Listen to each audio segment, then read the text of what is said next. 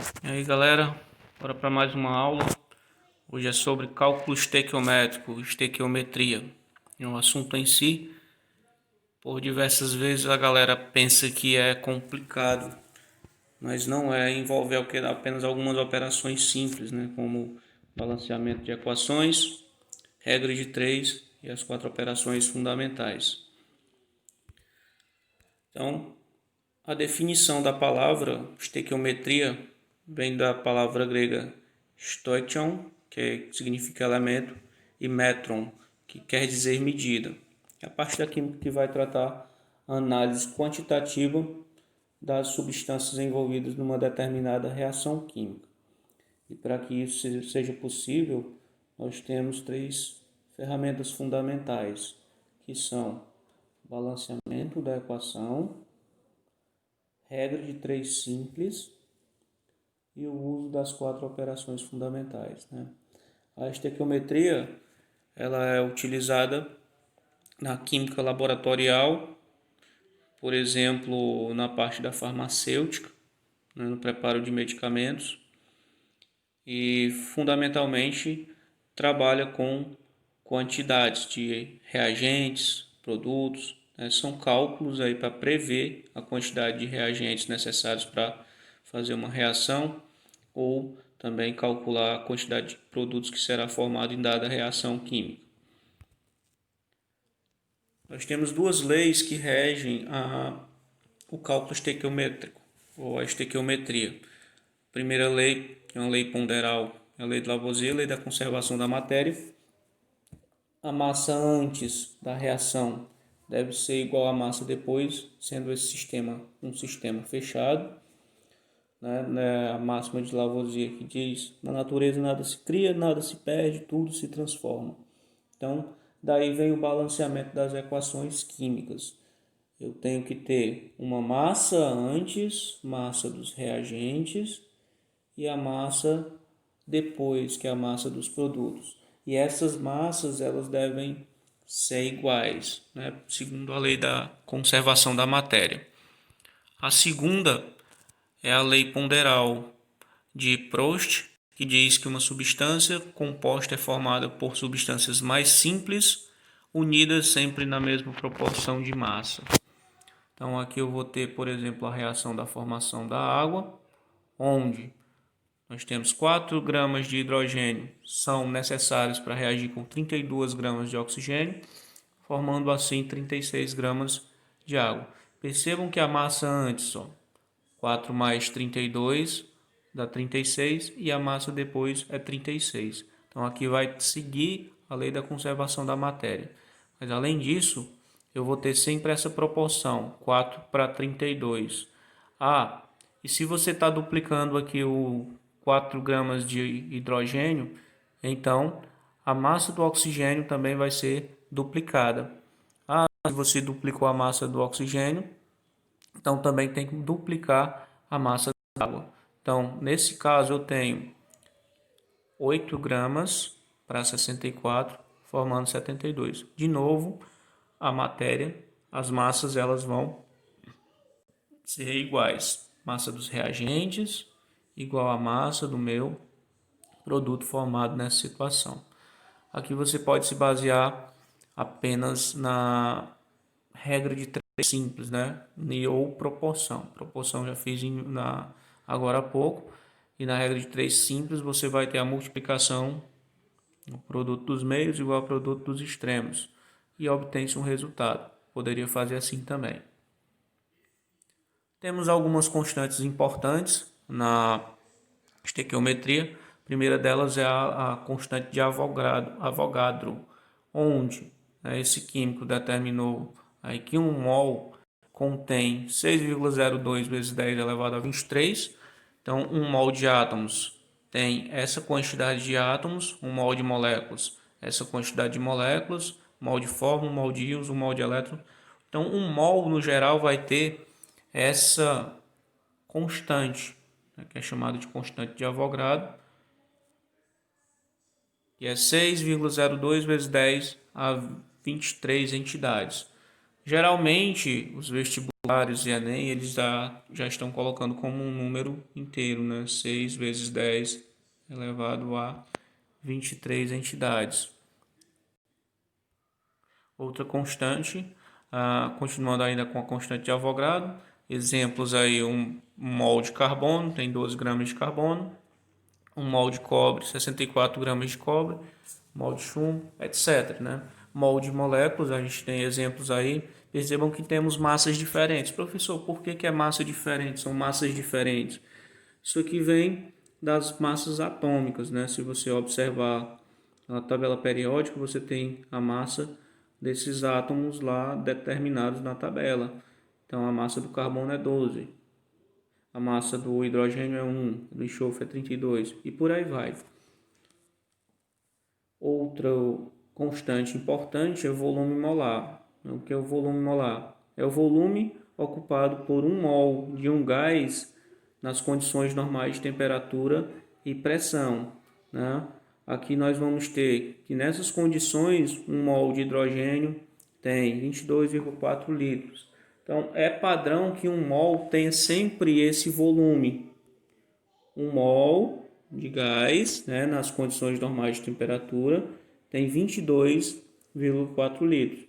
Isso é, quando a gente estiver trabalhando com gases em questões, utilizarmos sempre essa constante, né, dado que ele está CNTP.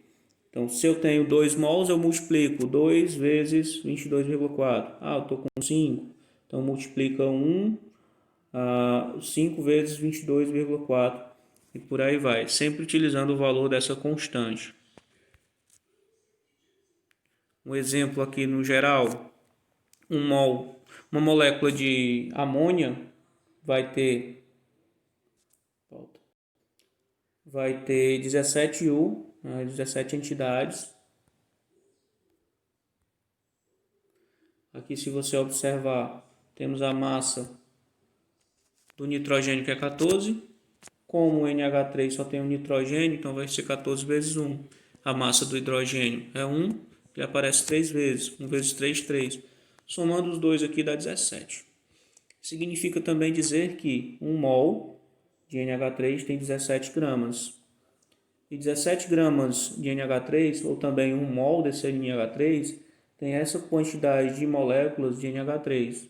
Que essas 17 gramas de NH3 ou 1 mol também tem 22,4 litros nas condições normais de temperatura e pressão. As regras fundamentais para o cálculo estequiométrico basicamente são 3. Você escreve a equação química que está mencionada no problema. A equação normalmente você pode deduzir ou vem na parte mesmo da questão. Balanceia a equação química, seguindo aí a lei de Lavoisier, massa dos produtos igual a massa dos reagentes, e estabelece uma regra de 3. Isso aqui é o que baseia sempre o cálculo estequiométrico. Então, são esses 3 passos fundamentais que você utiliza para resolver qualquer questão de cálculo estequiométrico. O importante e mais necessário para que você faça esses 3 passos é a interpretação da questão. Então, leiam, extraiam os dados de acordo com a questão e depois só seguir esses 3 passos que você consegue resolver a questão de cálculo estequiométrico. Exemplos aqui de cálculos estequiométricos, né? Eu estou colocando primeiro o cálculo de massa. Essa questão ela vai te dar uma massa de óxido cúprico, onde você tem 2,54 gramas. E aí quer saber qual é a massa de óxido cúprico a partir de óxido metálico. Então, inicialmente escreveu-se aqui a equação química, né? Depois fez o balanceamento, 2 cobres para 2 cobres, 2 oxigênios aqui, 2 oxigênios aqui. Depois que fez isso, fez aí a quantidade de massa que é utilizada para equação química balanceada, 2 mols para 2 mols, calculou-se a massa aqui do cobre e a massa do óxido cúprico e depois fez regra de 3. Produto dos meios igual a produto dos extremos. Resolvendo isso, obteve-se 3,18 gramas de óxido cúprico. Então, esse é um exemplo de massa, né? Esses exemplos que eu estou mostrando para vocês, eu tirei todos do livro do Ricardo Feltri, que é uma referência para estudos aí para vestibulares e Enem. Exemplo de volume. Aqui a gente tem calcular o volume de gás carbônico obtido nas condições normais de pressão e temperatura por calcinação de 200 gramas de carbonato de cálcio. Vai dar as massas atômicas e a resolução. Primeiro, um balanceamento da equação. Percebam que nós temos um cálcio e um cálcio do lado dos reagentes e produtos, respectivamente. Um carbono do lado dos reagentes e um carbono do lado dos produtos. 3 oxigênio do lado dos reagentes, 3 oxigênio do lado dos produtos, né, nessa equação balanceada. Então, vai ser 1 mol de carbonato de cálcio para formar 1 mol de dióxido de carbono. Ora, calculando aqui a massa do carbonato de cálcio, obtém 100 gramas. Então, 1 mol tem 100 gramas e esse mol, seu volume molar, né, do CO2, vai ser 22,4 litros. Só que nós temos o dobro disso. A massa dos carbonatos de cálcio é 200 gramas. Qual é o volume que vai formar aqui? Se você observar, daqui para cá multiplicou por 2. Então, no outro lado também multiplica-se por 2, obtendo-se assim 44,8 litros de CO2 nas condições normais de temperatura e pressão. Ah, professor, eu não tenho nas condições normais de temperatura e pressão. Então, aqui tem que se fazer diferente. Faz-se o cálculo baseado no volume. Aqui nós vamos ter, voltando, um volume, que é o número que vai aparecer aqui. Para quanto do gás formado? Para 2. Então, é 1 para 2. Então, se daqui para cá nós estamos multiplicando por 15, o outro lado também se multiplica por 15. Então, obtendo-se assim 30 litros de HCl nessas condições que são dadas. Mais uma, só que nesse caso nós não temos aí o volume molar nas condições normais de temperatura e pressão. Então, observe que nesse caso nós temos que fazer primeiramente o cálculo do volume, considerando as condições normais de temperatura e pressão, obtendo-se aqui 71,68 litros de CO2, só que não está nas condições normais de temperatura e pressão. Então, esse volume aqui seria considerado o volume inicial. Só que as condições de pressão e temperatura são outras. Então, na questão tem 0,8 de pressão e um volume que será determinado, e a temperatura vai ser 300. Professor, de onde é que saiu esse 300? Olha só, a temperatura está sendo dada em graus Celsius. Então, eu vou ter 273 mais 27, né? A conversão de graus Celsius para a escala Kelvin. Então, eu vou obter 300. Resolvendo-se isso, nós obtemos aí 98,4 litros de CO2. Ou também pode se utilizar por a fórmula PVNRT, né, dos gases, que é a segunda forma de resolução. Nesse caso, encontra-se o número de mols. Depois de encontrar-se o número de mols, resolve-se por PVNRT. Aqui temos questão do cálculo de número de mols. Nós vamos ter quantos mols de ácido clorídrico são necessários para produzir 23,4 gramas de cloreto de sódio. Aqui nós temos a reação entre o ácido clorídrico e o hidróxido de sódio. Percebam que é 1 mol para 1 mol, está balanceada a equação. Então, 1 mol de HCl vai formar 58,5 gramas de NaCl, que é a massa aqui, que é calculado por 23 do sódio mais 35,5 do cloro. Então vai ser estabelecida uma regra de 3, o número de mols N vai ser para 23,4 gramas que está sendo dado na questão. Resolvendo isso, né, por regra de 3, obtemos um número de mols igual a 0,4 mol de HCl. Aqui, nessa situação, temos o cálculo de número de partículas, quantas moléculas de gás carbônico podem ser produzidas, obtidas pela queima completa de 4,8 gramas de carbono puro. Aqui é a equação de formação do CO2. É um carbono para formar um CO2, já balanceada a equação, né? Tem que ter esse detalhe, sempre balancear, não esqueçam disso. Então nós temos a massa do carbono, que é 12, para formar um mol de CO2. E um mol de CO2 tem 6,02 vezes 10 a 23 moléculas. Então 4,8 gramas vai ser para formar X. O final, pessoal, vai ser sempre regra de 3. Então, resolvendo a regra de 3 aqui, por meio das operações de multiplicação e divisão, obtém-se 2,4 vezes 10 elevado a 23 moléculas. Aqui eu quero destacar a importância do uso da potenciação, tá, gente? Potência de base 10.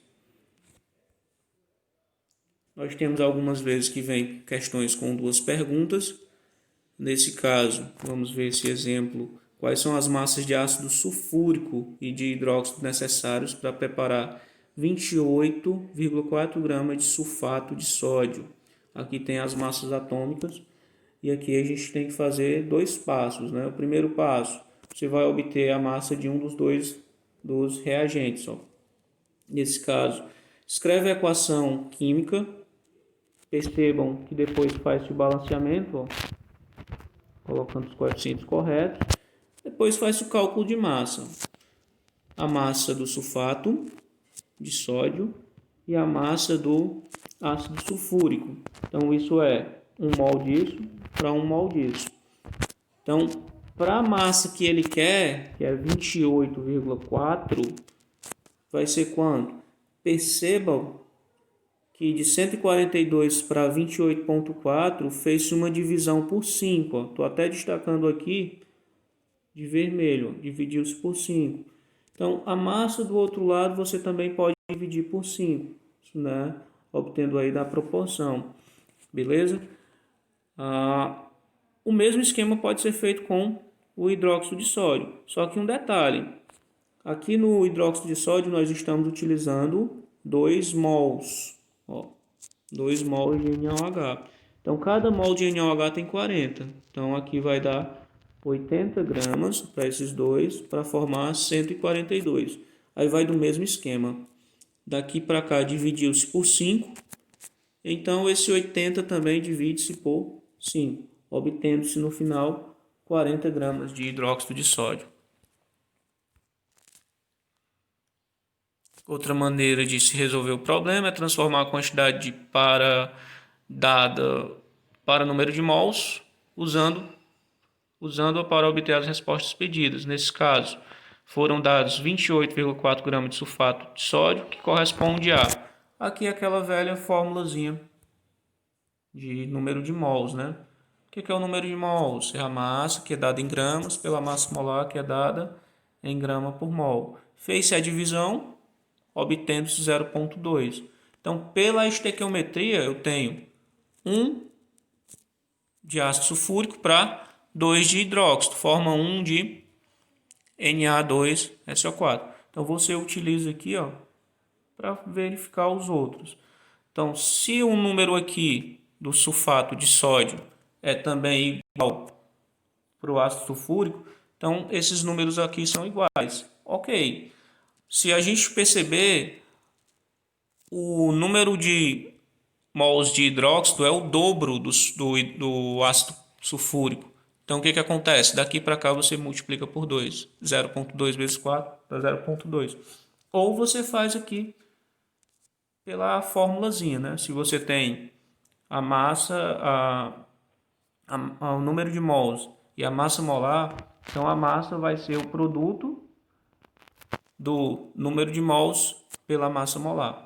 Como está sendo dado nos dados, como está sendo mostrado, você utiliza aí para chegar à resposta das massas de cada uma das substâncias envolvidas no processo. Aqui a gente tem algumas questões que vêm com duas etapas aí de balanceamento, não, de equações químicas, né? Aqui nós vamos ter que fazer as etapas, né? Aqui diz, das duas reações que ocorrem na produção do ferro são representadas por, aí você tem uma reação aqui e outra reação. O monóxido de carbono formado na primeira reação é consumido na segunda. Considere apenas essas duas etapas do processo. Calcule a massa aproximada em quilogramas de carvão consumido na produção de 1 tonelada de ferro. Aqui nós vamos ter, multiplicando a primeira equação por 3 e a segunda por 2, temos a primeira equação, que é essa, multiplicou-se por 3, 6 carbonos, 3 oxigênios, 6 CO2. Aqui obteve-se a de baixo, multiplicou-se por 2, ficou 2FeO3 mais 6CO, formando ferro 4, aliás, 4 ferros mais 6 CO2. Cancelou-se aqui o CO e obteve-se no final carbono e finalmente formando ferro. Aqui a gente está só utilizando o quilogramas, porque a gente vai trabalhar com quilograma no final, né? Então 6 vezes 12 para 4 vezes 56, que é o 4 mol de ferro, né?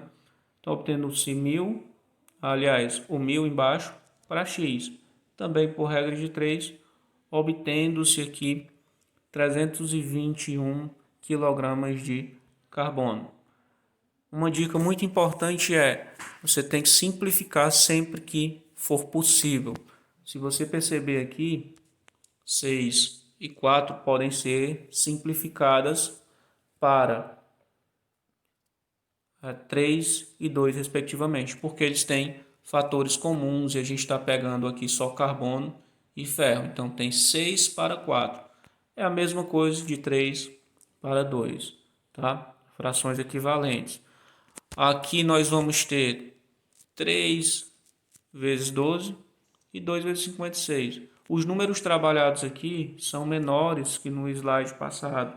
Então você vai ter menos trabalho para realizar o cálculo, já que no vestibular e no Enem você não tem como utilizar a calculadora. Ainda do cálculo estequiométrico nós temos que trabalhar pureza. Às vezes uma substância está numa mistura e essa mistura tem partes de elementos químicos, né? Dependendo das quantidades, você vai ter uma pureza do elemento. Desse exemplo aqui eu tenho 100 gramas de calcário, que é basicamente formado de CaCO3. Só que nessas 100 gramas, percebe-se que a pureza dele, apenas 90 gramas é real do carbonato de cálcio. Então, a pureza dessa substância vai ser de 90%. Ó. De 100% do calcário, temos 90 gramas de CaCO3 puro. Então, esse percentual vai dar de 90%, vai ser 90%. Aqui um exemplo. Voltando aqui, uma amostra de calcita contendo 80% de carbonato de cálcio sofre decomposição quando submetida a aquecimento. Segunda equação. Qual é a massa de óxido de cálcio obtida a partir da queima de 800 gramas de calcita? Inicialmente nós temos que verificar quanto que é a massa de carbonato, porque ele não é puro. Então, considerando 100 gramas para 100%, temos 80. Então, 800 vai ter X. Por regra de 3, obtemos aí 604 gramas de carbonato de cálcio puro. Então, se você considerar 100 gramas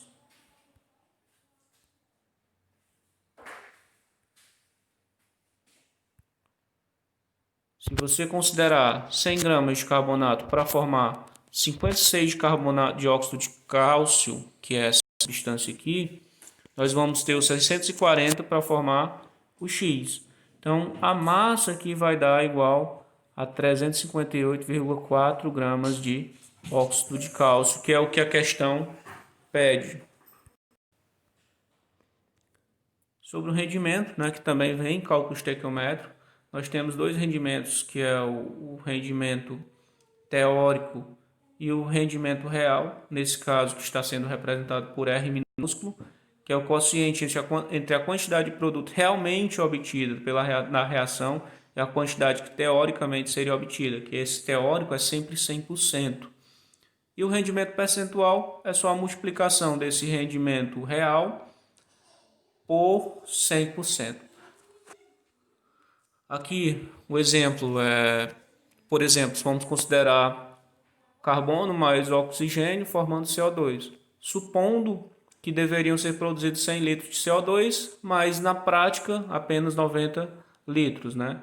Então o rendimento aqui vai ser 90, que é o real, a quantidade obtida realmente, por 100, que é a quantidade obtida teoricamente, dando 0,9.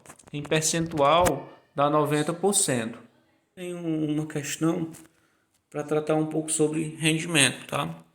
Vamos ver aqui o que a questão pede. Sabendo que a formação de água ocorre segundo a equação química, percebam que a equação já está balanceada. Determine um rendimento real de um experimento, no qual 2 gramas de hidrogênio reagiram com 16 gramas de oxigênio, produzindo 14,44 gramas de água. Aqui vai dar as massas molares, né, em gramas por mol.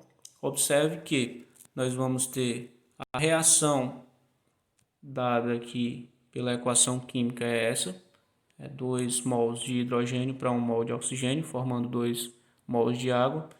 E que, segundo a equação balanceada, nós teríamos essas massas envolvidas. 2 gramas de hidrogênio para 32 gramas de oxigênio, formando 18 gramas de água. Só que nós temos no real o rendimento teórico aí, então seria 18 gramas. Só que a questão nos dá 2 gramas de hidrogênio para 16 de oxigênio. Então temos que inicialmente calcular quanto de água vai ser formado. Como as duas massas dos reagentes estão em proporções estequiométricas, não existe reagente em excesso. Teoricamente deveria ser formado 18 gramas de água, mas na prática foi formado 14,4 gramas. Então faz-se aqui esse cálculo, né, multiplicando 14,4 vezes 100% dividido por 18, que seria o rendimento teórico, né? Seria a massa teoricamente obtida, obtendo-se aí 80%. Então esse 80% é o nosso rendimento real. Reagente limitante, reagente em excesso. Reagente consumido em primeiro lugar numa reação química é chamado de reagente limitante. Ele vai determinar a quantidade de produto que vai ser formado. Os outros reagentes, né, são chamados de reagente em excesso. Reagente limitante ele é consumido totalmente e o reagente em excesso ele vai sobrar na reação. Vou dar um exemplo aqui. Nós temos 28 gramas de nitrogênio e 6 gramas de oxigênio, produzindo 34 gramas de amônio. Isso vai ser dado a partir dessa equação química balanceada aqui, ó, tá? Beleza. Então, numa reação de 30 gramas de nitrogênio com 6 gramas de hidrogênio, haverá um consumo total de 28 gramas de nitrogênio, que é a primeira substância, e restará 2 gramas do nitrogênio, porque só é necessário 28 pela equação química, e toda a massa de hidrogênio vai ser consumida, porque aqui eu tenho 6, né, pela equação padrão, e aqui eu também tenho 6. Então, quem é o reagente limitante? Reagente limitante, eu inverti aqui, tá, pessoal? O reagente limitante é o H2. E o reagente em excesso vai ser o N2. Então, esqueçam isso aqui, tá errado, beleza? E é isso. Então, pessoal, essa foi a nossa aula, né? No link na descrição do vídeo, eu vou deixar aqui lista de exercícios e vou colocar também o slide consertado já, né? Com as correções correspondentes. Obrigado, até a próxima.